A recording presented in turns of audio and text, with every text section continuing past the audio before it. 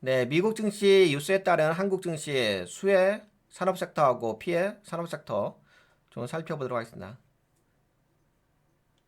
도널드 트럼프 대통령의 관세 정책 불확실성으로 인해 미국 시장이 좀 하락하고 있죠.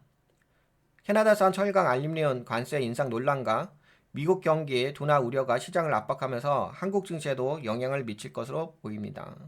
그래서 이번에는 그 수혜 피해를 받을 수 있는 산업 섹터를 좀 살펴볼게요. 첫 번째 수혜 가능성 있는 거. 그러니까 이와 같은 이제 관세 정책 하에서 지금까지 관세 정책 하에서 그러니까 한국에 그나마 수혜를 받을 수 있는 것은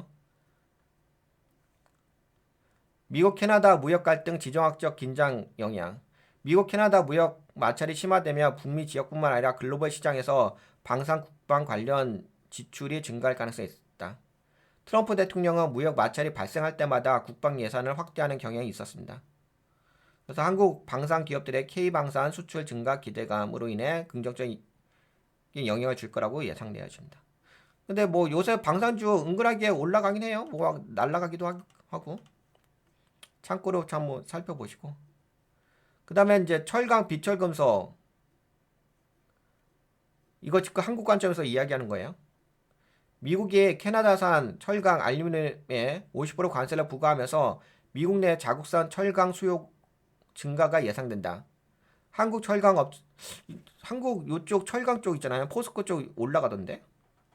한국 철강 업체는 미국 수출 비중이 높아 수혜 가능성이 있다.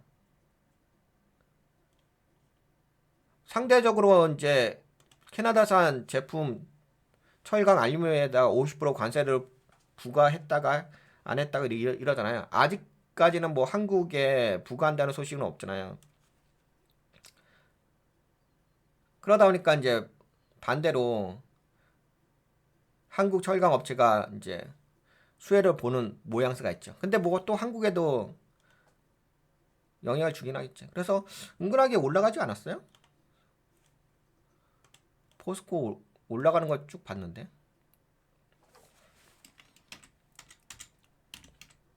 포스코 관련된 그치? 아 올라갔다가 떨어졌구나.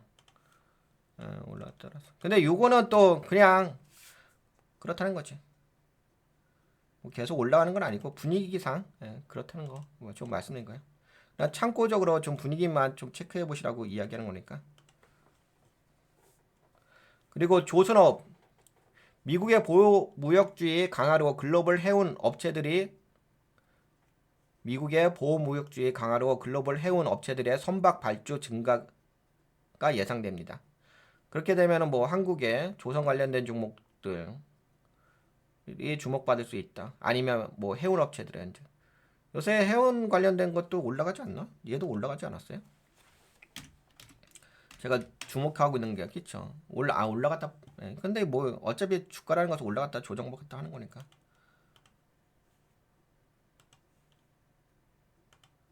네, 근데 이게 왜 그 조선업이라든지 해운 쪽에 주목을 받을 수가 있냐면은 관세를 부과하게 되면은 어떤 일이 발생하게 되면요. 우회 경로를 선택을 하게 됩니다. 어떤 나라에 관세를 부과하게 되면 바로 못 가고 항공으로 가게 되면 바로 가잖아요. 근데 그렇게 하는 게 아니라 다른 거점을 통해 가지고 이렇게 역수출을 해요. 그래서 이제 선박이라든지 해운 관련된 이 물동량이 그렇게 해서 이제 수익을 내거든요. 그래서 이제 좀 수혜를 받을 수 있지 않을까 이렇게 보는 거예요. 그리고 피해 가능성이 높은 산업 섹터는 자동차. 미국이 캐나다산 자동차에 추가 관세를 부과하면서 자동차 공급망 교란 발생. 그래서 뭐 현대차라든지 기아, 만도 이쪽은 좀 피해를 볼 수 있지 않을까 보고 오늘 같은 최근의 이슈에 의한다면 그리고 반도체. 근데 오늘은 그래도 뭐 반도체가 좀 올라가서 약간 선방해서 그동안 좀 빠졌다가 다시금 좀 올라오긴 하겠죠. 엔비디아가 그래도 살짝쿵 올라오지 않았어요? 그렇죠. 엔비디아가 2.20% 살짝 올랐죠. 마이크로칩 테크놀로지는 좀 빠졌다. 뭐 부분적으로. 그러니까 피해를 본다. 현재 상황에서는. 그래서 반도체가 좀 약세 모양새가 좀 있다.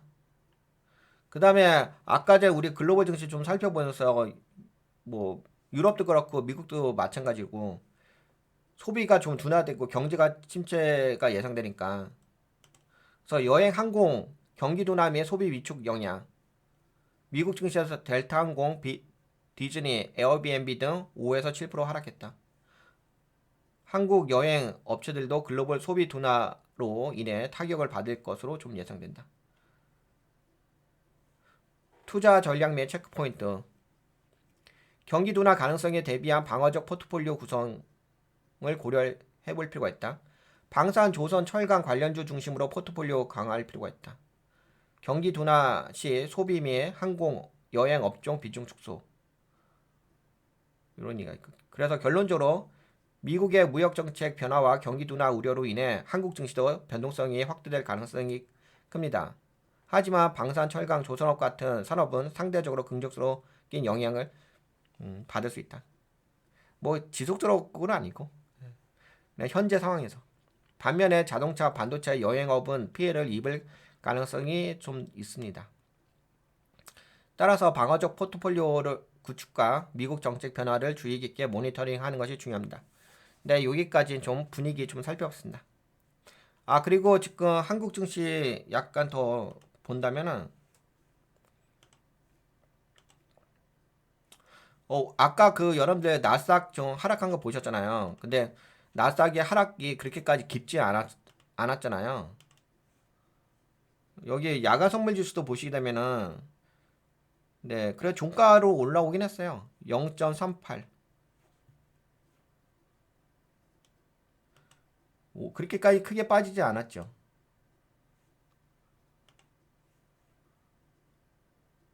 340, 330.5. 약간 지금 행보긴 하다. 그치? 요 정도 범위? 근데 그동안은 지속적으로 빠지긴 빠졌죠. 지수가. 한국 지수가 올라갔다가 여기. 그래도 어제 캔들 자체가 코스피는 물론 아직까지 수급은 좀 그러긴 하지만 그래도 이렇게 나왔죠. 요 지지 라인 캔들 자체가 새비랑 캔들 나와줬죠. 롱바디. 그러면 어느 정도 좀 지지한다고 볼 수 있죠. 근데 뭐 요거는 어차피 빠지면 지지 라인이 다 있어요. 이게 지금 이렇게 이런 거기 때문에 그냥 뭐 내려오면 반등 정도라고 보시면 될 것 같아요. 예, 전반적인 큰 흐름은 이제 글로벌 증시가 다 조정이잖아요. 이거 코스닥이거든요. 그래도 코스닥은 그런 건 있었어요. 코스닥은 어떤 부분이 있었냐면은 코스피보다는 좀 더 빨리 하락하는 약세 모양새가 있었거든요. 그래서 상대적으로 코스닥이 코스피보다는 좀 많이 빠졌어요. 그러니까 이제 새별한 캔들 나왔죠. 롱바니, 화이트, 알겠죠? 예, 그렇게 되면 뭐 여기 보시다시피 지지 라인 자리잖아요. 그렇죠? 그럼 뭐 어느 정도 좀 선방할 수 있는 포지션은 되긴 됐죠. 네, 그렇습니다. 근데 이제 요거는 뭐 추세 자체가 이렇게 빠지고 있는 거잖아요. 지금 좀 과도하게 빠진 부분이 있기 때문에 뭐 반등 정도? 아니면 그냥 선방하는 정도? 네. 근데 그래도 뭐 전반적으로는 약세 모양새라고 보시는 게 맞을 것 같아요. 시장 분위기는. 네, 그렇습니다. 그러면은 여기까지 한국 증시 관점에서 좀 살펴봤습니다.